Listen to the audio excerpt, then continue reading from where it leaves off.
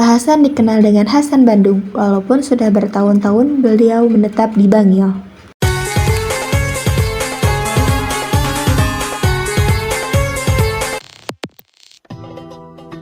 Ulama besar lautan ilmu ini adalah kelahiran tahun 1887 di Singapura. Ia lahir dari sepasang kekasih yang bernama Ahmad dan Muznah. Keduanya menikah di Surabaya lalu pindah ke Singapura.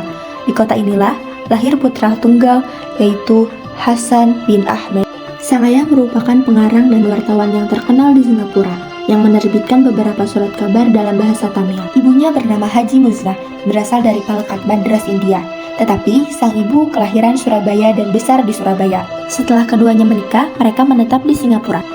Hasan mulai menekuni ilmu agama dari sejak ia berusia 7 tahun. Hasan menguasai berbagai banyak bahasa. Keahliannya dalam perihal agama tak perlu dipertanyakan lagi. Bahkan segala macam masalah agama boleh dihadapkan kepadanya dan dapat dijawabnya.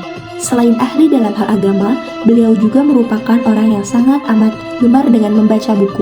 Terbukti, koleksi bukunya yang sangat banyak yang terdiri dari berbagai lapangan ilmu. Buku-buku yang ia miliki, ia baca dengan teliti bahkan mungkin dihafalnya. Setiap masalah yang diajukan kepadanya dengan mudah ditujukan kepada halaman buku yang telah dipenuhi dengan tanda-tanda untuk membuktikan bahwa buku tersebut memang sudah dibacanya.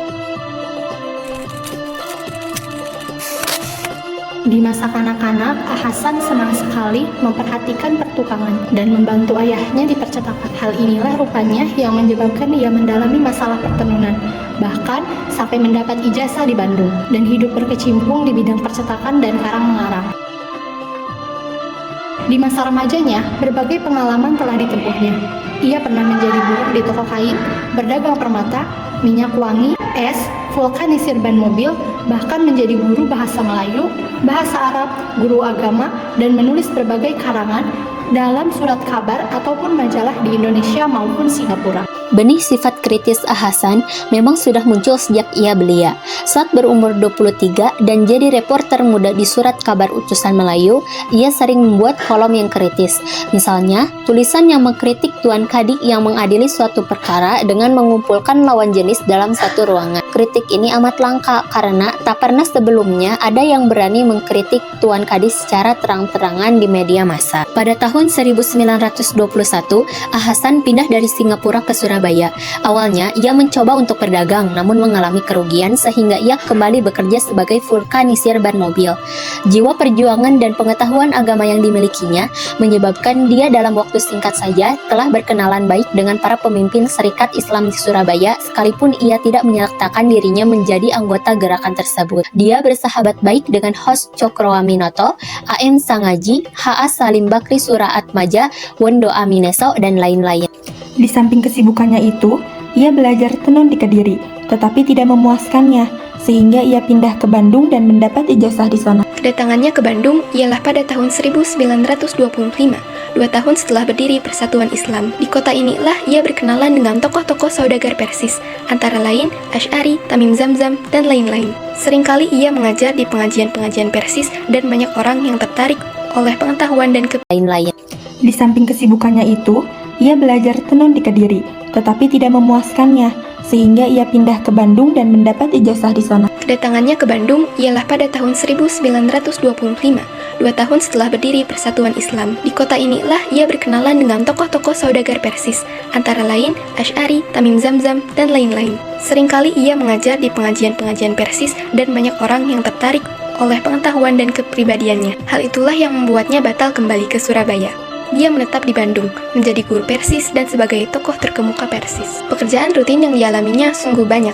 Menjadi guru Persis, memberi kursus kepada pelajar-pelajar didikan barat, bertablik setiap minggu, menyusun berbagai karangan untuk mengisi majalah ataupun buku-buku lainnya, dan berdebat di mana saja. Pendiriannya kuat untuk tidak menerima sedekah atau bantuan orang untuk hidup. Ia mulai menyusun dan mencetak tafsir Al-Furqan dan dijualnya sendiri. Dengan hasil usahanya inilah dia hidup.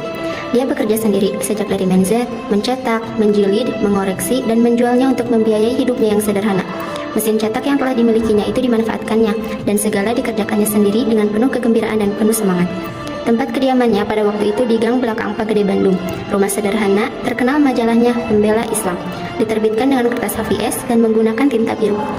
Jarang kita dapati ulama yang begitu rajin bekerja dengan segala kesungguhan hatinya, yang menyediakan dirinya untuk berjihad, membela dan menyiarkan agama dengan lisan dan tulisan secara berani dan tanggung jawab. Pendiriannya tegas sebagai pemegang teguh dasar Quran dan hadis, sangat berhati-hati dalam agama, ahli debat yang tiada taranya dan kritikus yang tajam. Dengan sikap pribadinya yang luhur menunjukkan bahwa kritiknya semata-mata di dalam garis agama. Baginya, agama di atas segala-galanya. Dia membela agama dengan seluruh kekuatan yang ada padanya, tidak peduli bahaya apapun yang harus dihadapinya. Semboyan hidup baginya ialah tidak ada penghidupan yang lebih baik daripada mengikuti tuntunan-tuntunan agama yang berbuat kebaikan kepada siapapun sekedar bisa dengan penuh keikhlasan. 17 tahun lamanya dia tinggal di Bandung, menegakkan fahamnya dan berjuang dengan segala kesungguhan hati. Pada tahun 1941, ia pindah ke Bangil. Berikut percetakannya. Meneruskan perjuangannya seperti yang dilakukan di Bandung, dia kembali mengarang buku, menerbitkan majalah, pembelaan Islam, dan lain-lain. Dia sangat memuliakan tamu. Pintu rumahnya selalu terbuka bagi setiap pengunjung dan diterima dengan sebaik-baiknya. Dan demikianlah ulama besar yang telah meninggalkan karya besar berpulang di kota Bangil menghadap Allah Subhanahu wa Ta'ala pada tanggal 10 November 1958. Semoga Allah memberikan limpahkan rahmat dan karunia kepadanya.